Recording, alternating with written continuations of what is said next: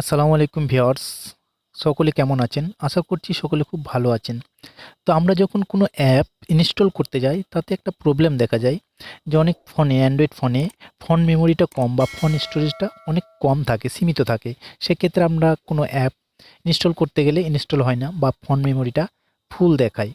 তো এর জন্য কি করতে হয় যে এসডি কার্ডে আমরা ভাবি যে সেটিকে ইনস্টল করব বা ডাউনলোড করব এসডি কার্ডের মাধ্যমে, তো আমরা পারি না। তো আজকে সে বিষয়ে এই ভিডিওটি, পুরো ভিডিওটা যদি আপনি দেখতে থাকেন তাহলে বুঝতে পারবেন। ভিডিওটা একটু টাফ হলেও আশা করছি স্টেপ বাই স্টেপ যদি আপনি ফলো করেন তাহলে অবশ্যই সেই অ্যাপটি আপনি কাজে লাগাতে পারবেন। তো আমি মাসুদ আর আপনারা দেখছেন এক্সপার্ট মাসুদ চ্যানেল।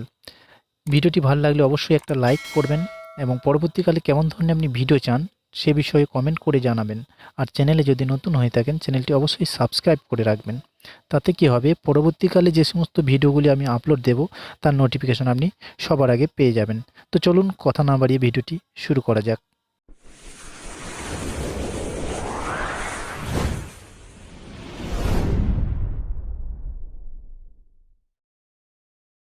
তো ফ্রেন্ডস, আমি এখন মোবাইল স্ক্রিনে চলে আসছি।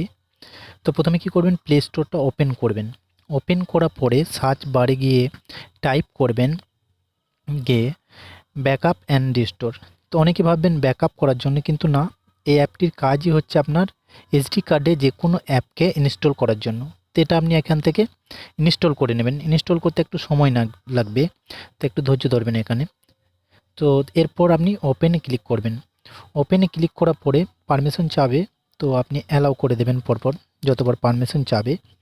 এরপর দেখুন থ্রি ডট আছে, থ্রি ডটে ক্লিক করবেন। এরপর নিচে দেখুন সেটিংসে ক্লিক করবেন। ক্লিক করার পরে ব্যাকআপ পেথ এটিকে ক্লিক করবেন। এরপর দেখুন এখানে অপশন চলে আসবে, নিচে কনফার্ম বলে কনফার্ম অপশানে ক্লিক করবেন। তারপর ইয়েস করে দেবেন। এরপর নিচে দেখুন ওকে গো টু, ঠিক আছে। এরপর থ্রি ডটে ক্লিক করবেন। থ্রি ডটে ক্লিক করার পরে এখানে এসডি কার্ড থাকবে, এসডি কার্ডে সিলেক্ট করার পরে নিচে সিলেক্ট অপশানে ক্লিক করে দেবেন। সিলেক্ট এই অপশানে ক্লিক করার পরে আবার ব্যাকে যাবেন। ব্যাকে যাওয়ার পরে অটো ব্যাকআপ এটিকে অন করে দেবেন। অন করা হয়ে গেলে এরপর আবার আপনি অপরে কোণে দেখুন ব্যাক অপশন আছে, ব্যাকে ক্লিক করে থ্রি ডটে ক্লিক করবেন। এরপর এখান থেকে অবশ্যই এসডি কার্ড এটাকে সিলেক্ট করে নেবেন। এরপর এখানে কারেন্ট অপশানে ক্লিক করবেন। স্টেপ বাই স্টেপ ফলো করুন, তাহলে বুঝতে পারবেন, নচেত আপনি বুঝতে পারবেন না।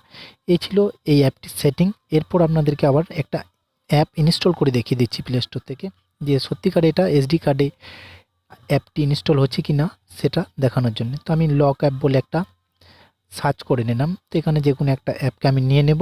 এরপর এটাকে আপনাদের ইনস্টল করে দেখাবো যে সত্যিকারে কি এটা এসডি কার্ডে আপনার ইনস্টল হচ্ছে। তো এখানে এই অ্যাপটিকে আমি ইনস্টল করে নিচ্ছি। ইনস্টল করতে একটু সময় লাগবে, আপনার নেটওয়ার্কের ওপর ডিপেন্ড করবে এটা। তো এখানে একটু ধৈর্য ধরুন।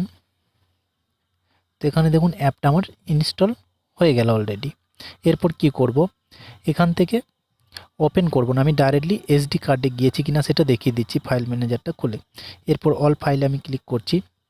এরপর দেখুন এসডি কার্ডে আপনি ক্লিক করবেন। ক্লিক করার পরে এখানে দেখুন অ্যাপ ব্যাকআপ রিস্টোর এই অপশানটি পেয়ে যাবেন।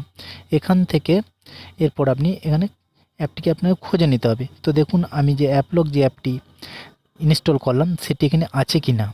তো দেখুন এই যে অ্যাপলক, এটা এখানে চলে এসেছে। এরপর এখান থেকে আপনি ইনস্টল করে অ্যাপটির কাজ করতে পারেন। পরবর্তীকালে যদি আনইনস্টল করে দেন তবুও কিন্তু এটা আপনার এসডি কার্ডেই থেকে যাবে। সেটি এসডি কার্ড থেকে কিন্তু আনইনস্টল হবে না, এসডি কার্ডে থেকে যাবে। তো এই ছিল আজকের এই ভিডিও। যদি ভিডিওটি ভালো লাগে তাহলে অবশ্যই একটা লাইক, কমেন্ট এবং শেয়ার করবেন। আর চ্যানেল নতুন হয়ে থাকলে চ্যানেলটিকে সাবস্ক্রাইব করে রাখবেন। তাতে কি হবে, পরবর্তীকালে যে সমস্ত ভিডিওগুলি আমি আপলোড দেব তার নোটিফিকেশন আপনি সবার আগে পেয়ে যাবেন।